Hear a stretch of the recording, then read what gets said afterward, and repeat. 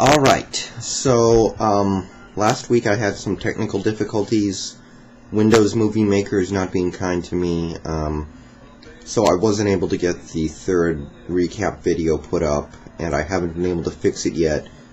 So, just real quick before I get into this week's picks and such, I want to look back at the last 4 games of last week that I didn't get a chance at. Patriots-Niners, I figured that over the bye week they would try and come up with something in their offense that they could do besides throwing little screens and checks. Because as long as that was all they could do, they weren't going to go much of anywhere, so they took care of it in a significant way. I mean, that's exactly what this offense needs to do, go deep to Moss, even if it's just a couple times a game. If you can make it connect, that's 7 points right there when you're talking about Randy Moss. So, that play says so much to me, I think. Well, the Red Sox just tied up with the Devil Rays on I think it was a wild pitch. Yeah, I'm watching baseball. It's playoff time. I'm going to try and get a little bit into baseball during these championship series and the World Series. Anyway. They were able to run the ball, not for like a ton of yards or anything, but they were being reasonably productive. They were able to grind out first downs with Kevin Falk and Sammy Morris and such and such. So, they did a lot of little things right and it worked for them. They put up 30 points, and a lot of that was off turnovers. But they're getting back to football basics, which is something that we did not see last year. Last year was just this crazy aerial assault with 40 points being scored a week and all that stuff they were doing. This year, it's just back to basics, getting little 3-yard gains on running plays and stuff like that. So, you gotta appreciate that. As for the Niners, well, the thing is, this Patriots team is such a variable right now, still. They are really a variable. We know that Cassell is not a very good quarterback, but he's improving fast. Or, we assume that he's improving fast. So it's difficult to weigh things. I will say that their defense, was letting the Patriots chew up a lot of clock. Let's see. I thought that their offense in spurts was able to move the ball pretty well. O'Sullivan at some points looked good. I felt even watching Frank Gore that he had a couple of good moments, but the turnovers killed them, obviously. The defense couldn't get off the field on third down. They were giving up a lot of third down conversions and just letting the Patriots chew the clock. And, yeah, that's pretty much the story right there. And, as I have a Niners fan who I kind of know on this other message board, and he put it like this, 49ers couldn't beat the Saints when they were missing half their starters. They couldn't beat the Patriots without Brady, so why am I going to believe they're going to beat the Eagles without Westbrook? But we'll get to next week in a little bit, so moving on real quick, Cardinals-Bills. Trent Edwards went out early, and Arizona went off to get annihilated. What are you going to do sometimes? But you can't really blame one person on this. I even feel like Lossman did not play awful. He did get sacked a lot. He had a couple fumbles, which was pretty significant in this game because Arizona did a lot of scoring off turnovers. But he had the nice deep ball to Lee Evans that I thought was going to spark Buffalo to a comeback, but it did not come to pass.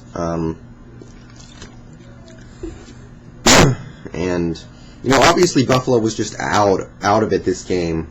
Because I can't really blame one person on this. Nobody showed up. They weren't able to get to Warner. They weren't able to stop the run. They couldn't stop the pass. And offensively, other than the one big play to Evans, there just wasn't anything there. So, just a big team effort. And, they're a young team. They're going to let you down. That's just what young teams do. So, I knew it was coming. I just didn't know when it was coming. And unfortunately, it had to come against a division rival. And Arizona, wild team, aren't they, though? I mean, the start to the season looked fantastic. The Miami game, and then they go to the Jets game and this game. Impossible to get a beating on how good they really are. So we're just going to have to let this one run 17 weeks before we really know. Pittsburgh, Jacksonville. I got to call out the Jacksonville defense. This Pittsburgh offense is not very good. I mean, other than the Houston game, they haven't been very good at all this season. So you got to wonder what's wrong with them. I remember a couple years ago when they were one of the dominant defenses in the league, one of the best. Just a really smash-mouth defense that knew how to get after the quarterback with like 3 or 4 or 5 different guys. Had good linebackers, a really good secondary, just a really nasty team. I want to see that defense come back because right now they just look soft. That secondary is getting picked apart. Pass rush is mediocre at best. They couldn't even stop Mewelde Moore. I think he had 100 yards. So, yeah, I got to call them out because I think the talent is pretty much there. I mean, in retrospect, they probably lost quite a bit of potential because Derek Harvey sat out the training camps in the preseason because he was in the contract dispute. But even so, I really want to see more out of this defense because I do like it. I think it's better than this. When you're playing Pittsburgh, you got to exploit their weakness, and that weakness is obviously pass protection. They cannot protect their quarterback. So I felt Jacksonville was able to somewhat exploit this. They did get a couple sacks. They got a lot of pressure, but they could not bring him down. They couldn't bring Ben down. Hitting him is not good enough. Getting close to him is not good enough. I know he's obviously a difficult guy to bring down as far as quarterbacks go, but when you get to him, you have to bring him down. You gotta take advantage of that. So, Jacksonville, I do think Derek Harvey and Quentin Groves are starting to come around. I like some of the Jacksonville receivers starting to emerge, like Matt Jones, that tight end out of UCLA, Mercedes Lewis, Mike Walker, but gotta step it up. In Pittsburgh, well, I don't really know too much of what to say here, but something's got to be said about running back depth. I'm sure Mewelde Moore had come to the conclusion that he was just never going to have another 100-yard game for the rest of his NFL career a long time ago. So that's what you get when you have a third-string running back who started in the NFL in previous years. And finally, Minnesota, New Orleans, crazy game. Really fun to watch. Where do you even start with a game like this? It's time to start using Reggie Bush the way he should be used because Sean Payton and the Saints continue to run him through the middle of the defense like a traditional running back when that's just not him. You use him on pitches and sweeps and tosses and short passes out of the flat and put him in the slot. You need to stop using him like a traditional running back because he's a great player. He's a fine player.